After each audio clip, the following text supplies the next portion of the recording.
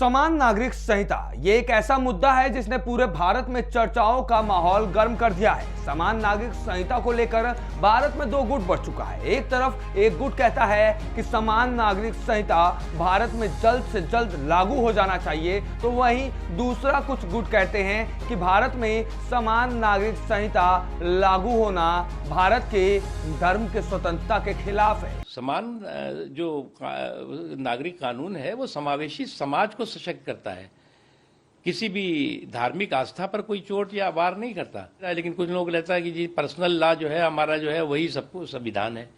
तो ये मुझे लगता है कि ये जो सोच और सनक है, ये सांप्रदायिक सोच है, सनक है, इससे ज्यादा कुछ नहीं। ये सिर्फ पोलराइजेशन का और डिवीजन का एक एजेंडा है, क्योंकि आने वाले चुनावों में मध्य प्रदेश, छत्तीसगढ़, राजस्थान, तेलंगाना चारों से भारतीय जनता पार्टी की रिपोर्ट ये है, आरएसएस की रिपोर्ट ये है कि बीजेपी का सुपड़ा साफ हो रहा है। तो वो पोलराइजेशन करने की कोशिश कर रहे हैं और इन चार राज्यों में सुपड़ा साफ हो गया तो 24 में मोदी जी चुनाव किस मुंह से लड़ेंगे? 2024 की तैयारी है, कैसे इस देश के रहने वालों को हिंदू मुसलमान भाइयों के बीच में दरारें पैदा करो।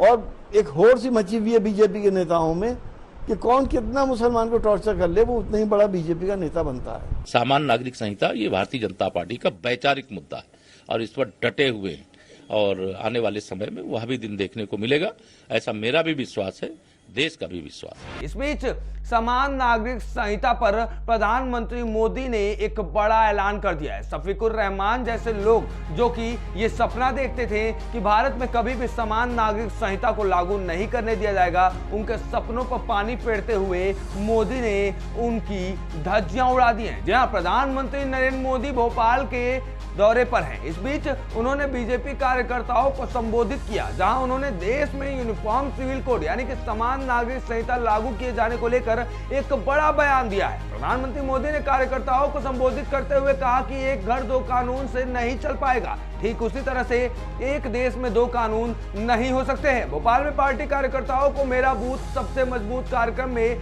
संबोधित करते हुए प्रधानमंत्री मोदी ने समान नागरिक संहिता यानी यूसीसी को लेकर पार्टी के निचले स्तर के कार्यकर्ताओं को सीधा और स्पष्ट मैसेज दिया है। प्रधानमंत्री का यह बयान तब आया जब बीते दिनों ही लॉ कमीशन ने एक विज्ञप्ति जारी कर देश के नागरिकों से समान नागरिक संहिता पर उनसे लिखित सुझाव मांगे थे। जरा आप भी देखिए कैसे प्रधानमंत्री मोदी के यूसीसी पर इस ऐलान से तमाम विपक्षी खेमे में भगदड़ तेज हो गई है। मुझे लगता है, यानी देखिए, हमें थोड़ा अध्ययन करना चाहिए। मुझे लगता है कि जो भी तीन तलाक के पक्ष में बातें करते हैं, तीन तलाक की वकालत करते हैं, ये वोट बैंक भूखे लोग मुस्लिम बेटियों के साथ बहुत बड़ा अन्याय कर रहे हैं।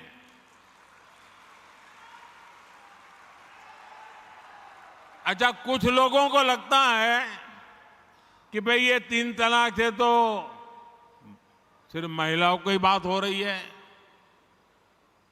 तीन तलाक से जो नुकसान होता है ना, वो सिर्फ बेटियों को होता है ऐसा नहीं है, उसका दायरा उससे भी बड़ा है।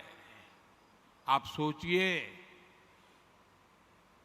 बहुत ही अरमानों के साथ बेटी को शादी कर करके ससुराल भेजा हो और 8-10 साल के बाद तीन तलाक कह करके उसको कोई निकाल दे, तो उस माँ बाप का क्या होगा जिसके घर में बेटी वापस आती है? उस भाई का क्या होगा? वो भाई, पिता, सब उस बेटी की चिंता में इतने दुखी हो जाते हैं। इसलिए तीन तलाक से सिर्फ बेटियों को ही अन्याय होता है इतना नहीं, पूरे परिवार तबाह हो जाते हैं, माता, पिता, भाई सब दुखी हो जाते हैं। और देखिए, दुनिया के अनेक मुस्लिम बहुल्य देश, इसका इस्लाम से संबंध होता तो दुनिया का कोई मुस्लिम देश तीन तलाक खत्म नहीं करता। मुस्लिम बहुल्य देश जहां पूरी तरह इस्लाम राज्य है, वहां भी 3 तलाक बंद कर दिया है। मैं परसों इजिप्ट में था, मिस्र में था। मिस्र में, इजिप्ट में 90% से ज्यादा सुन्नी मुसलमान समाज है और इजिप्ट में आज से 80-90 साल पहले 3 तलाक की प्रथा को समाप्त कर दिया। हमसे 90 साल पहले। अगर 3 तलाक इस्लाम का जरूरी अंग है तो पाकिस्तान में क्यों नहीं होता भाई? अगर 3 तलाक इस्लाम का जरूरी अंग है तो इंडोनेशिया में क्यों नहीं होता? अगर 3 तलाक इस्लाम का जरूरी अंग है तो कतर, जॉर्डन, सीरिया, बांग्लादेश, ये तो सारे मुस्लिम बस्ती वाले देश हैं, वहां पर उनको बंद क्यों कर दिया? मैं समझता हूं कि मुसलमान बेटियों पर 3 तलाक का फंदा लटका कर कुछ लोग उन पर हमेशा अत्याचार करने की खुली छूट चाहते हैं। यही लोग 3 तलाक का समर्थन भी करते हैं और मैं जानता हूं कि इसलिए ही मेरी मुस्लिम बहनें, बेटियां, मैं जब भी जहां जाता हूं वो भाजपा के साथ खड़ी रहती है, मोदी के साथ खड़ी रहती है। साथियों, भारत के मुसलमान भाई बहनों को भी ये समझना होगा कि कौन से राजनीतिक दल उन्हें भड़का करके उनका फायदा लेने के लिए उनको बर्बाद कर रहे हैं। आजकल हम देख रहे हैं कि यूनिफॉर्म सिविल कोड के नाम पर ऐसे लोगों को भड़काने का काम हो रहा है। आप मुझे बताइए, एक घर में परिवार के एक सदस्य के लिए एक कानून हो, परिवार के दूसरे सदस्य के लिए दूसरा कानून हो, तो क्या वो घर चल पाएगा क्या? कभी भी चल पाएगा क्या? फिर ऐसी दोहरी व्यवस्था से देश कैसे चल पाएगा? हमें याद रखना है कि भारत के संविधान में भी नागरिकों के समान अधिकार की बात कही गई है। साथियों, ये लोग हम पर आरोप लगाते हैं, लेकिन सच ये है कि यही लोग मुसलमान करते हैं। अगर ये मुसलमानों के सही मायने में हितैषी होते तो अधिकांश परिवार, मेरे मुस्लिम भाई बहन, शिक्षा में पीछे न रहते, रोजगार में पीछे न रहते, मुसीबत की जिंदगी जीने के लिए मजबूत नहीं रहते। और सुप्रीम कोर्ट ने बार बार कहा है, सुप्रीम कोर्ट डंडा मारती है, कह रही है कॉमन सिविल कोड लाओ, लेकिन ये वोट बैंक के भूखे लोग। अच्छा, मैं आपको एक और बात बताना चाहता हूं।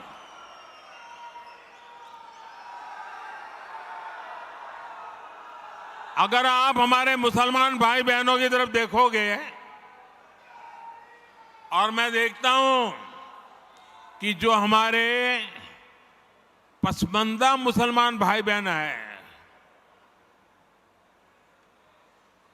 ये वोट बैंक की राजनीति करने वालों ने हमारे जो पसमानदा मुसलमान भाई बहन हैं, उनका तो जीना भी मुश्किल करके रखा हुआ है।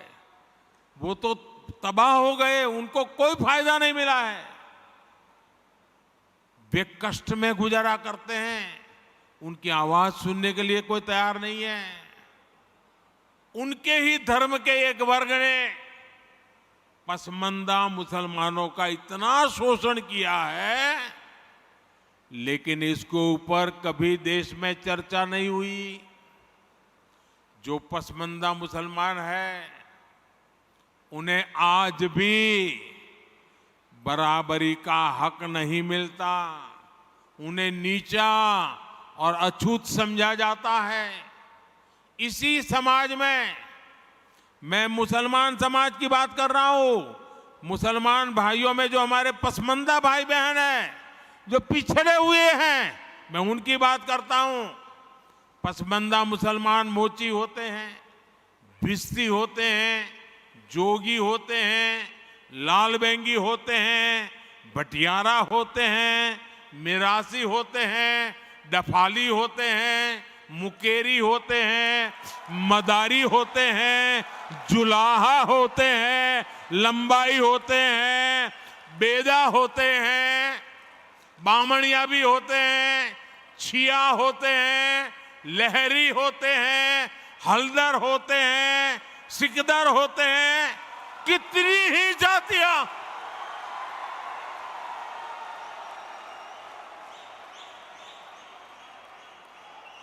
ये सब इतने पिछड़े रहे हैं, इनके साथ इतना भेदभाव हुआ है। भाइयों बहनों, इस भेदभाव का नुकसान उनकी कई पीढ़ियों को भुगतना पड़ा, लेकिन भाजपा देश के हर नागरिक के लिए सबका साथ सबका विकास की भावना से काम कर रही है। आयुष्मान भारत योजना ने उन्हें भी स्वास्थ्य सुविधा का हक दिया है। पीएम आवास योजना के तहत उन्हें भी अपना पक्का घर मिल रहा है। बीजेपी के कार्यकर्ता जब इन तथ्यों और तर्कों के साथ मुसलमान भाई बहनों के पास जाएंगे तो उन्हें ज्यादा बेहतर तरीके से समझाएंगे और उनका भ्रम भी दूर होगा। और इसलिए आपने जो सवाल मुझे बहन जी पूछा है, बड़े विश्वास के साथ जाइए और उनके सुख दुख दूर करने में, उनकी कठिनाइयों को दूर करने में एक कार्यकर्ता के नाते समानता का भाव से आप प्रयास कीजिए। जरूर वो आपकी बात मानेंगे, समझेंगे भी। 2024 में फिर एक बार भाजपा की प्रचंड विजय तय है। इसी वजह से ये सारे विपक्षी दल बौखलाए हुए हैं।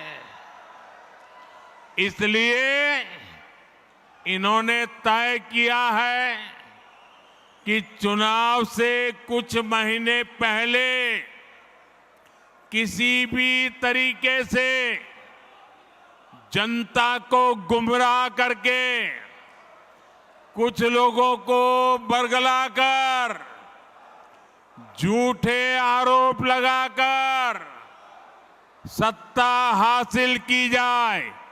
जैसा कि आपने वीडियो में देखा कैसे प्रधानमंत्री मोदी ने यूसीसी को लेकर तमाम सवालों का जवाब देते हुए एक सीधा साधा स्पष्ट संदेश भेज दिया कि भारत में आज नहीं तो कल यूसीसी जरूर लागू होगी। ऐसे में क्या है आखिर समान नागरिक संहिता जिसको लेकर इतना विवाद छिड़ा हुआ है, चलिए आपको वो भी समझा दें। समान नागरिक संहिता देश के सभी नागरिकों के लिए समान कानूनों की बात करती है, यानी विवाह, तलाक, बच्चा गोद लेना और संपत्ति के बंटवारे जैसे विषयों में सभी नागरिकों के लिए एक जैसे नियम। देश में इस समय अलग अलग धर्मों को लेकर अलग अलग कानून है। इसलिए देश में बीजेपी बीते काफी सालों से यूसीसी यानी समान नागरिक संहिता लाने का प्रयास कर रही है। ये उसके लिए कई चुनावी वादों में से एक बड़ा चुनावी वादा भी है। ऐसे में आखिर ये समान नागरिक संहिता अगर लागू हो जाती है तो कैसी होगी?